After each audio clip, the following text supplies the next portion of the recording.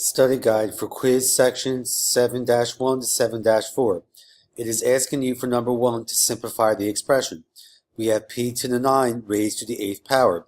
When we raise an exponent to a power, we multiply the exponents. So 9 times 8 is 72. So your answer is going to be p to the 72 power. That is number 1. Number 2, we have a to the negative 2 power, all being raised to the 3rd power. Let's take a closer look at it. So like number 1, raising an exponent to a power means we multiply. So negative 2 to the 3rd power is negative 6.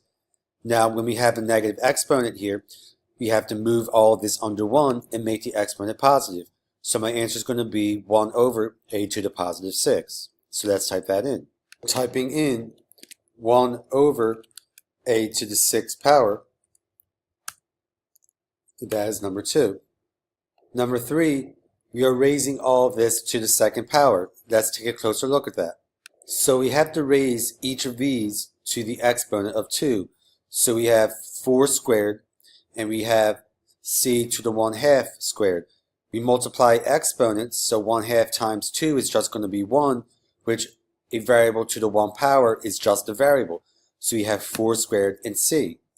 4 squared is 16, so your answer will be 16c. Typing that in, we have 16c for number 3. Number 4 is asking you to simplify this expression. It is asking you to use scientific notation. We can actually use the calculator to do that. So let's take a look. So typing this in, I'm going to type in parenthesis 6 times 10 to the 4th power. Make sure you press the arrow to go outside the exponent. Close your parenthesis, squared. Press enter. We get this. It asks us to write this in scientific notation, so we're going to have to do that. Okay, writing this in scientific notation. We start here and we count over all the way till we get 1 in front of the 3, because remember, in scientific notation, the number has to be between 1 and 10. So we count over, and we count over 9. So we'll have 3.6 times 10. Now, since this is a very large number and we're going to the left, you will have a positive 9.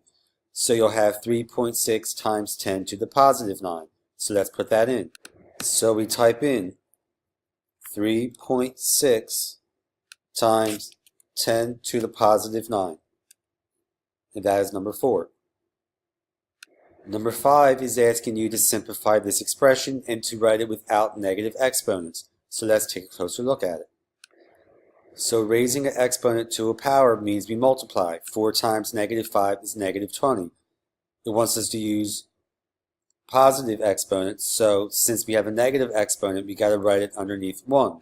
So it will be 1 over positive v to the 20. So let's type that in. So we have 1 over v to the positive 20. And that's number 5. Number 6, it is asking you to simplify this expression. We have this entire fraction being raised to the exponent of 3. Let's take a closer look at it. When we raise a fraction to an exponent, we have to raise the numerator and the denominator both to the exponent. So if I'm raising this to the exponent of 3, I have to multiply the exponents. 1/3 times 3 is 1. An exponent of 1 we don't write, so the numerator would just be z. In a denominator, we'll raise 5 to the 3rd power. So right now we have z over 5 to the 3rd power. 5 to the 3rd power is 125. So my final answer is going to be z over 125. Typing that in, I have z over 125. And that is number 6. Number 7. It is asking me to simplify the following and to write the answers with positive exponents. So let's take a closer look at it. First thing I notice is that both the numerator and denominator have negative exponents. So what I like to do with these is simply flip the fraction upside down and make the exponents positive. So move this up top, move that to the bottom, make the exponents positive. Now I can deal with this. When I divide variables with exponents, I subtract the exponents. So 9 minus 3 would be 6. So my answer is going to be d to the 6th. So my answer is going to be d to the 6th. Number 8 is asking me to use the quotient rule for exponents to simplify. So let's take a closer look at that. So what I like to do with these ones is highlight each variable separately to know which one I'm dealing with. I'm going to deal with the x's first, so I'm going to highlight them. So the rule says when I'm dividing variables with exponents to subtract the exponents when the bases are the same. These are both x's, so I can subtract them. So 7 minus 3 is 4, and since the larger one is up top, it's just going to be up top the fraction, not at the bottom. Now I look at the y's. These are exactly the same variable, same exponent. That means they become 1. So my answer is just going to be x to the 4. So typing in x to the 4th power, that is number 8. Number 9 is again asking you to simplify the expression. Let's take a closer look at it. So I have 3 different things being divided. I have constants, I have x's, and I have y's. So let's take each of them separately. So starting with my constants, I have 4 divided by 2, which is 2. It's going to be a whole number 2 up top the fraction because the larger one is up top. Take a look at my x's. Larger number is up top. I subtract the exponents. 3 minus 2 is 1. So a variable to the 1st power is just going to be the variable, so just x. And now I take care of the y's. Even though we don't write it, this is understood to be a 1. So 4 minus 1 would be 3. So this will be y to the 3rd power. So my answer is going to be 2xy to the 3rd power. So I have 2xy to the 3rd power. And that's number 9. Number 10, you are simplifying this. Let's take a closer look at it. So again, I have 3 things going on. Constants and 2 different variables. So first thing I'm going to do is highlight the variables. So subtract the larger exponent from the smaller one. So 6 minus 2 is 4.